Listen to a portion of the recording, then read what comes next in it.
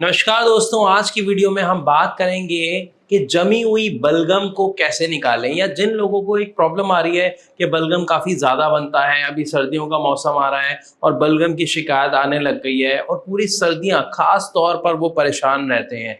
तो क्या इसका सॉल्यूशन है? क्या इसका कारण है कि ये बनती क्यों है इतनी ज़्यादा और किस तरीके से इसे बचा जा सकता है? तो चलिए शुरू करते हैं वीडियो और जानते हैं डिटेल से इसके बारे में। देखिए, जब भी किसी भी व्यक्ति को बलगम की शिकायत आती है, यानी किसी को ज़्यादा बलगम बनने लग जाता है, तो उसका सबसे पहला कारण देखने को मिलता है इन्फेक्शन। ये कोई भी वायरल इन्फेक्शन हो सकता है, बैक्टीरियल इन्फेक्शन हो सकता है, ये किसी भी तरीके का इन्फेक्शन होता है जो मौसम बदलने के कारण लग सकता है या फिर किसी भी कारणवश लग सकता है। जैसे ही किसी भी व्यक्ति की बॉडी में कोई बैक्टीरियल इन्फेक्शन या कोई भी इन्फेक्शन जाता है, तो हमारा इम्यून सिस्टम जो है वो एक काम करना शुरू कर देता है कि उस बैक्टीरिया को यानी उस इन्फेक्शन को जल्दी से जल्दी बाहर निकालने का। अब जो ये काम होता है इस इन्फेक्शन को बाहर निकालने का, इसी वजह से हमारा जो इम्यून सिस्टम है वो हमारी बॉडी के अंदर जो म्यूकस का प्रोडक्शन है, यानी जिसे हम बलगम कहते हैं, उसका प्रोडक्शन बढ़ा देता है। और इसके बढ़ते ही हमें खांसी की समस्या होना बहुत ज्यादा शुरू हो जाती है। असल में इस खांसी के द्वारा ही जब वो बलगम बार बार बाहर आता है, तो हमारे इम्यून सिस्टम की कोशिश होती है कि उस इन्फेक्शन को उस म्यूकस के द्वारा बाहर निकाल दिया जाए। लेकिन इस खांसी की वजह से छाती में बहुत ज्यादा दर्द रहने लग जाता है, अकड़न और जकड़न रहने लग जाती है। इवन कई बार तो सांस लेने में सीटी जैसी साउंड भी आती है। अगर ये सिर्फ मौसम के बदलते वक्त होता है, यानी कभी कभार हुआ और उसके बाद ठीक हो जाता है, तो ये आपकी परेशानी का कारण नहीं है। लेकिन अगर ये आपको बार बार होता है, आप देखते हैं कि आपको 10 15 20 दिन में फिर जुकाम हो जाता है, फिर आपने दवाई ली, उसके बाद फिर दोबारा जुकाम हो जाता है, तो ये बहुत ही ज़्यादा ध्यान देने वाली बात है, क्योंकि ये आपको क्रोनिक अस्थमा की तरफ या आपके लंग से जुड़ी बीमारियों की तरफ जाने का एक संकेत है। असल में जब म्यूकस हमारी बॉडी में प्रोड्यूस होता है, तो वो म्यूकस अगर समय रहते इस म्यूकस को जो आपके लंग्स में जम रहा है ना निकाला जाए, इसका सही इलाज ना किया जाए, तो ये अस्थमा का रूप ले लेता है या फेफड़ों से जुड़ी अन्य किसी समस्या का रूप ले लेता है, जिसमें छाती का जकड़ना, सांस लेने में समस्या होना, यानी सीटी जैसी आवाज का आना कॉमन इसके लक्षण है।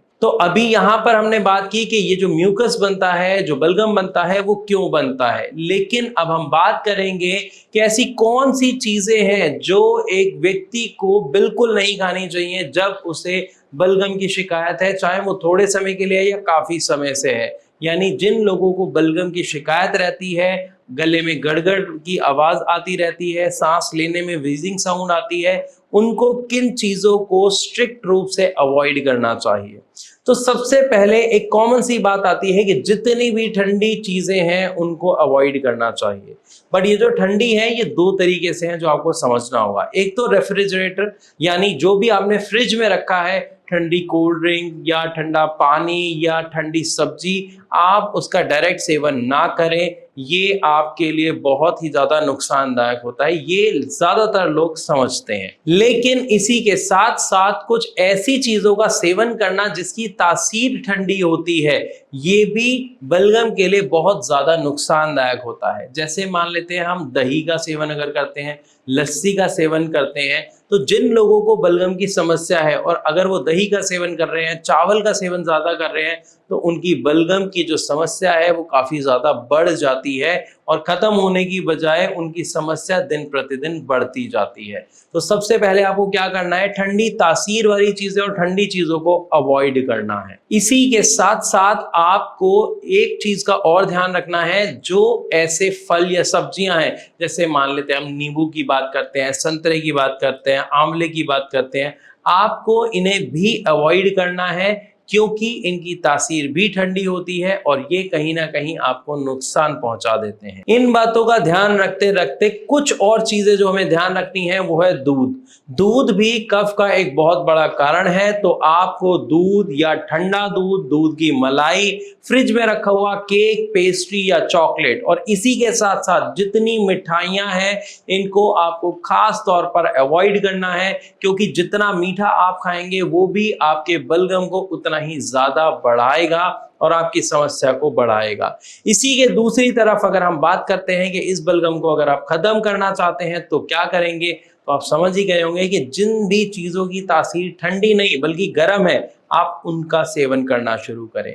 इसी के साथ साथ थोड़ा सा व्यायाम करें, आपको आपकी जो बलगम की समस्या है इसमें तुरंत आराम देखने को मिलेगा। जैसे कि आप ड्राई फ्रूट का सेवन करें, थोड़ी सी एक्सरसाइज करें, गुनगुने पानी से गरारे करें, और अगर इन सभी चीजों का ध्यान रखने के बाद भी आपकी बलगम की समस्या खत्म नहीं हो रही है तो यहाँ पर आपको एक सही डॉक्टर और एक सही ट्रीटमेंट की बहुत ज्यादा आवश्यकता है, ताकि ये जो समस्या है ये दमे का या अस्थमा का रूप ना ले ले। इसके लिए आप नीचे दिए गए नंबर पर भारत होम्योपैथी के डॉक्टर्स को कॉल कर सकते हैं, डिटेल से उनसे बात कर सकते हैं। वीडियो अच्छी लगी तो इसे लाइक जरूर करें। ऐसी और वीडियोस के लिए हमारे चैनल को सब्सक्राइब करना बिल्कुल ना भूलें।